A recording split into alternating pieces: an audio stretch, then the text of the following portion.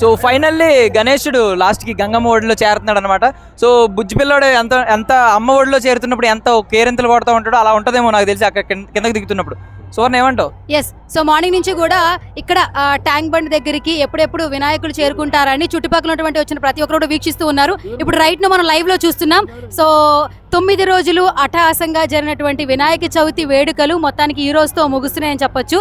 So ప్రతి ఒక్క వినాయకుడిని మనసులో మంచి జరగాలని కోరుకుంటూ ఎన్నో విఘ్నాలను తొలగించాలనే దిశగా అడుగులు వేస్తూ ప్రతి ఒక్కరు కూడా చాలా భక్తిగా వినాయకుని పూజ అయితే చేస్తారు. వినాయక చవితి అనగానే అందరూ కూడా కులాలకి మతాలతో సంబంధం లేకుండా చాలా బాగా ఎంజాయ్ చేస్తారు. ఇప్పుడు రైట్ నో మేము ట్యాంక్ బండ్ దగ్గర ఉన్నాం. దర్శన్ ఏమంటావు? సో 10 రోజులు నీతో పాటు ఉన్న బుజ్జి గణపయ్యని ఇలాగ బయటకు పంపించేయడం, ఒక్కసారి మళ్ళీ గంగమ్మ ఒడిలో చేర్చడం బాధే కదా? అంత కొంచెం బాధ అనిపిస్తూ ఉంటుంది, కానీ తప్పదు. ఎందుకంటే ఆ వినాయకుడికి ఆ గంగమ్మ ఒడిలో చేరితేనే ఆయనకి హ్యాపీ అని చెప్పి అందరికీ తెలుసు కూడా. సో మనం చాలా బాగా ఎంజాయ్ చేసి ఈ 11 రోజులు కూడా బాగా ఎంజాయ్ చేసి మొత్తానికి ఇక్కడ అన్ని చుట్టుపక్కల ఉన్నటువంటి అన్ని ఏరియాల నుంచి కూడా ఈ రోజున నిమజ్జనం చేయడానికి ట్యాంక్ బండ్ దగ్గరికి ప్రతి ఒక్క వినాయకుడు బుజ్జ వినాయకుడితో సహా చేరుకున్నారని చెప్పొచ్చు.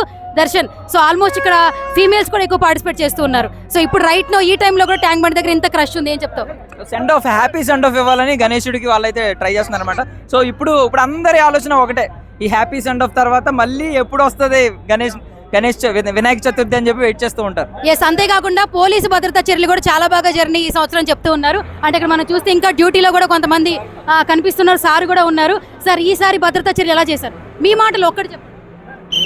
సో ఎస్, సో మొత్తానికి పోలీసు భద్రతా చర్యలు కూడా చాలా బాగా జరిగాయి. ఈ వినాయక చవితి ఉత్సవాలు అయితే అంగరంగ వైభవంగా జరిగినాయి, మనకి ఆల్మోస్ట్ చూస్తుంటేనే తెలిసిపోతుంది. అండ్ దర్శన్, గణపతి బప్ప మోరియా.